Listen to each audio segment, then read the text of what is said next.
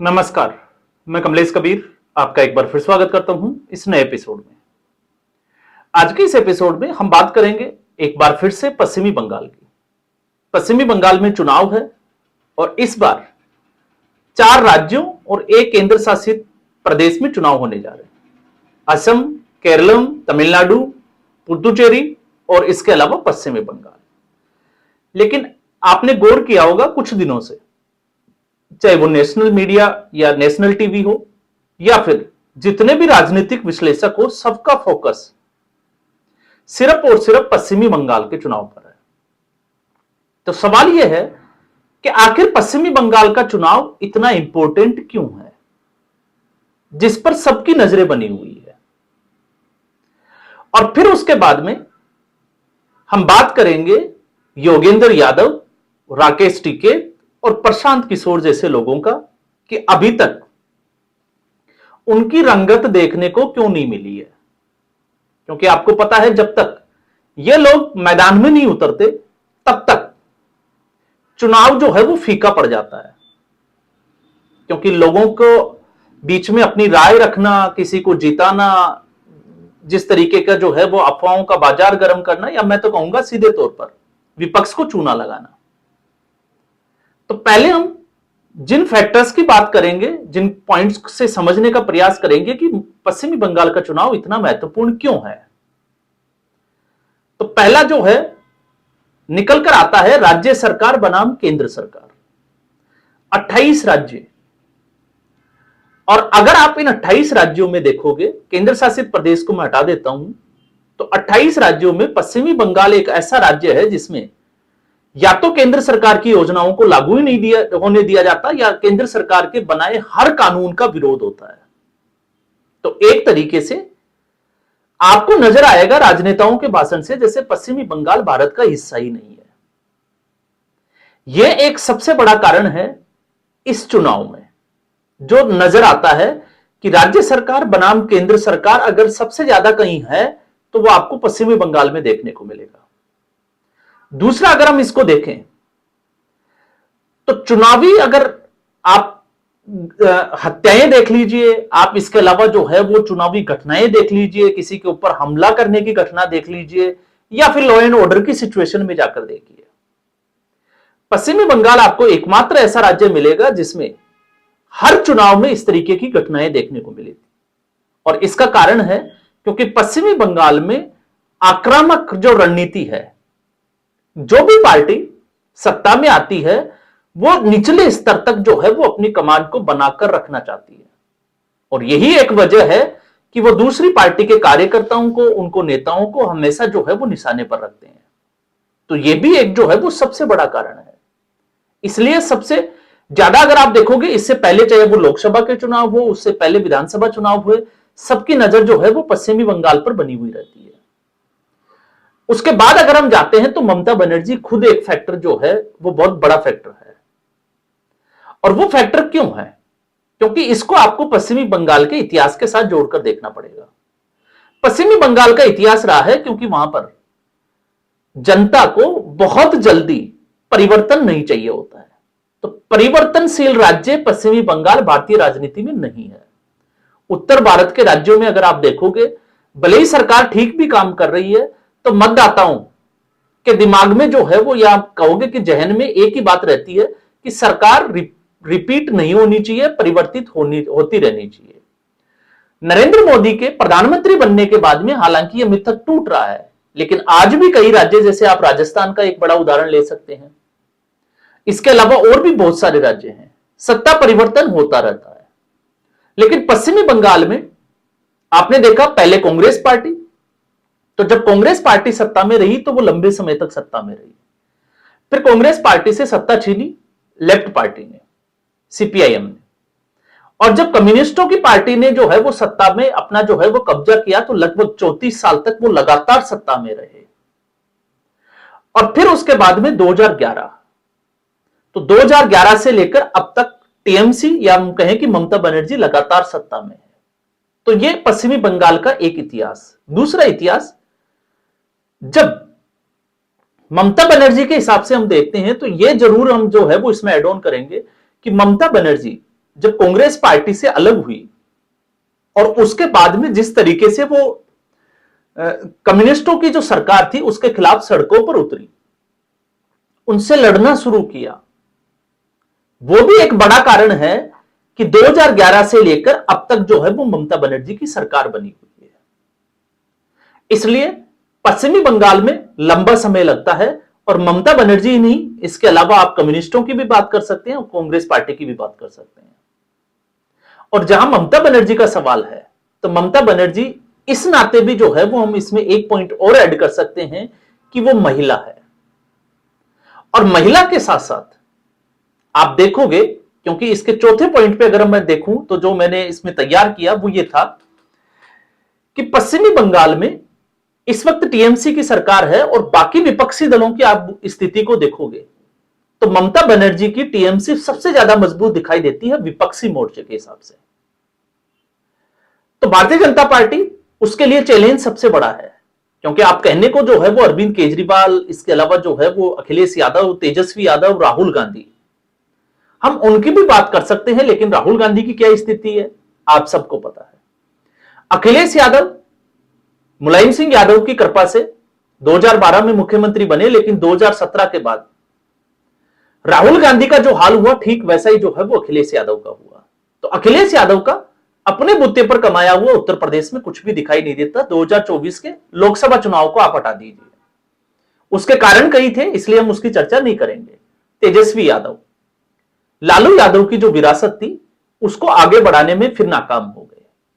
तो ऐसे में, और अरविंद केजरीवाल, क्योंकि अरविंद केजरीवाल एक आंदोलन से निकले हुए नेता थे और अगर आंदोलन नहीं होता अनाज हजारे का तो अरविंद केजरीवाल को मुझे लगता है कि एक भी सीट मिलती, इस पे भी जो है वो संशय पैदा होते हैं। तो ऐसी स्थिति में अरविंद केजरीवाल दिल्ली की जनता ने अरविंद केजरीवाल को नकार दिया। तो अब बचती है सिर्फ और सिर्फ ममता बनर्जी। तो ममता बनर्जी भारतीय जनता पार्टी के लिए विपक्षी मोर्चे में एक बड़ा चैलेंज, एक ऐसा किला जिसको हम कह सकते हैं कि आखिरी किला। और इसके साथ अगर आप देखोगे भारतीय जनता पार्टी के नजरिए से अगले पॉइंट पे अगर हम जाएं तो भारतीय जनता पार्टी के श्यामा प्रसाद मुखर्जी जो संस्थापक भी रहे, वो कलकत्ता से आते थे और उसी धरती पर आज तक भारतीय जनता पार्टी सरकार बनाने में नाकामयाब हुई। तो ऐसा एक कारण नहीं, बड़े कारण जो है वो आपको सामने देखने को मिलेंगे। एक और कारण हम जिसकी चर्चा भी कर सकते हैं, इंडिया अलायंस। इंडिया अलायंस में इस वक्त जो माहौल है उस माहौल के हिसाब से ममता बनर्जी विपक्ष की तरफ से प्रधानमंत्री पद के लिए एक महिला होने के नाते, एक जुझारू लड़ाकू महिला होने के नाते राहुल गांधी से भी 2 कदम आगे दिखाई देती है। तो यह भी एक सबसे बड़ा कारण है। इसलिए चाहे वो मीडिया हो या राजनीतिक विश्लेषक हो, सबका फोकस सिर्फ और सिर्फ पश्चिमी बंगाल में दिखाई देता है। अब ऐसे में इतना बड़ा चुनाव, इतना बड़ा राज्य भारतीय जनता पार्टी के लिए चैलेंज, क्योंकि भारतीय जनता पार्टी अमूमन अगर आप देखोगे तमिलनाडु, केरल या और दूसरे राज्यों में जहां पर असम, तो भारतीय जनता पार्टी अपने वोट शेयर का ग्राफ लगातार बढ़ा रही है, चाहे वो सत्ता में ना हो। 2021 की 22 की जो स्थिति थी जिसमें 200 सीटों से ऊपर का दावा किया जा रहा था, लेकिन भारतीय जनता पार्टी 77 सीटों पर सिमट गई थी। तो भारतीय जनता पार्टी के लिए बड़ा चैलेंज होने के बाद भी राकेश टिकैत और योगेंद्र यादव इस वक्त खामोश क्यों है और यह खामोशी किस तरफ इशारा कर रही है, इसको समझना जरूरी है। योगेंद्र यादव और आप अगर ये देखोगे तो राकेश टिकैत, ये दोनों ही बरसाती मेंढक की तरह हैं और अब ये धीरे धीरे जो है वो एक्सपोज होते जा रहे हैं। अब मैंने जब बरसाती मेंढक कहा तो क्यों कहा, अगर इनको लगता कि ममता बनर्जी सत्ता में वापस आ रही है तो डेफिनेटली ये जो है वो अब इस वक्त जब हम बात कर रहे हैं तो ये पश्चिमी बंगाल में होते और भारतीय जनता पार्टी के खिलाफ एक झूठा ही सही लेकिन एक माहौल बनाते हुए नजर आते। किसान आंदोलन के बाद बहुत बार राकेश टिकैत पश्चिमी बंगाल गए, जबकि राकेश टिकैत उत्तर प्रदेश के अलावा अगर आप देखोगे या हरियाणा या पंजाब भी जो है वो ज्यादातर नहीं गए और राजस्थान, मध्य प्रदेश को तो आप छोड़ ही दीजिए। तो जो व्यक्ति, और आपको यह भी पता होगा कि राकेश टिकैत के ऊपर वहां पर स्याही फेंकी गई थी, तो ममता बनर्जी के लिए एक तरीके से पिच तैयार करने वाला राकेश टिकैत इस वक्त खामोश क्यों है? सिर्फ और सिर्फ उत्तर प्रदेश में। और उत्तर प्रदेश में भी खास तौर से अगर आप इस वक्त देखोगे तो राकेश टिकैत ज्यादा एक्टिव नजर नहीं आ रहे। हालांकि वो यूएस ट्रेड डील जो हुई भी नहीं, उसकी क्या शर्तें हैं, क्या कंडीशन है, किसी को नहीं पता, बावजूद उसके उस पर जो है वो माहौल बनाने का प्रयास कर रहे हैं अखिलेश यादव के लिए। लेकिन पश्चिमी बंगाल को लेकर अभी तक कोई स्टेटमेंट नहीं आया। दूसरा, योगेंद्र यादव जो अपने आप को सबसे बड़ा सेफोलॉजिस्ट मानता है। हरियाणा का विधानसभा चुनाव, हरियाणा के विधानसभा चुनाव में जो व्यक्ति यह कह रहा हो कि हवा चल रही है, आंधी या फिर तूफान की बात कर रहा हो, लगातार जो है वो हर समय किसी ना किसी मीडिया चैनल पर बैठकर जो है वो अपनी बातें रखता हो, इस वक्त वो भी चुप है। तो खामोशी का कारण क्या है? खामोशी का कारण है जिस तरीके से महाराष्ट्र में अपनी जो स्वराज पार्टी थी पहुंचे थे, और जो अंबेडकर के जो फॉलोवर्स थे, प्रकाश अंबेडकर के जो फॉलोवर्स ने बोरे भरकर सुताई करी, उसके बाद योगेंद्र यादव को समझ में आया। तो उसके बाद में भी योगेंद्र यादव चुप नहीं रहा, वो बिहार पहुंचा, क्योंकि बिहार में उसको लगा कि तेजस्वी यादव के नाम की एक लहर है। और एसआईआर में जो राहुल गांधी का एक प्रेस कॉन्फ्रेंस थी, उसको लेकर योगेंद्र यादव को लगा कि अब एक मुद्दा मिल गया। तो आप याद करिए, 2 मृत व्यक्तियों के नाम काटे गए, उन मृत व्यक्तियों को लेकर योगेंद्र यादव सुप्रीम कोर्ट तक पहुंच गए, लेकिन सुप्रीम कोर्ट ने एसआईआर की प्रक्रिया को रोकने से इनकार कर दिया। तो बिहार में योगेंद्र यादव की दाल नहीं गली। अब यहां पर भी सवाल यह है कि पश्चिमी बंगाल को लेकर योगेंद्र यादव चुप क्यों है? और फिर हम तीसरे व्यक्ति के ऊपर आते हैं, प्रशांत किशोर। या मैं कहूं योगेंद्र यादव के बारे में एक बार और बता देता हूं मैं आपको। इस वक्त योगेंद्र यादव एक झूठे नैरेटिव जिसकी हम बात करें, जब से एआई समिट में जो हंगामा हुआ कांग्रेस पार्टी का, तो यूथ कांग्रेस के साथ 2-2, 4-4 लोगों के बीच में जो है वो भाषण देते हुए जरूर दिखाई देंगे इंडिया और यूएस ट्रेड डील को लेकर। अब आप सोचकर देखिए कि योगेंद्र यादव का हाल क्या है। और फिर हम आते हैं प्रशांत किशोर।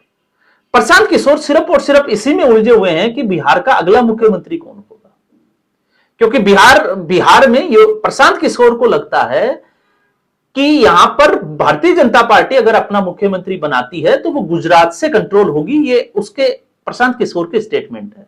लेकिन आप जरा सोचिए, 2 महीने पहले तक, या मैं कहूंगा 2 महीने तो ज्यादा लंबा समय हो गया, 1.5 महीने पहले प्रशांत किशोर पहुंचते हैं कलकत्ता। ममता बनर्जी और एमके स्टालिन दबाव डालते हैं, क्योंकि उसी वक्त अखिलेश यादव भी वहीं पहुंचे होते हैं। मुलाकात होती है और जो चुनावी कैंपेनिंग है उत्तर प्रदेश की, अखिलेश यादव के लिए प्रशांत किशोर का नाम आगे किया जाता है कि ये सारा काम जो है वो मैनेजमेंट का, चुनावी मैनेजमेंट का प्रशांत किशोर की कंपनी को दिया जाए।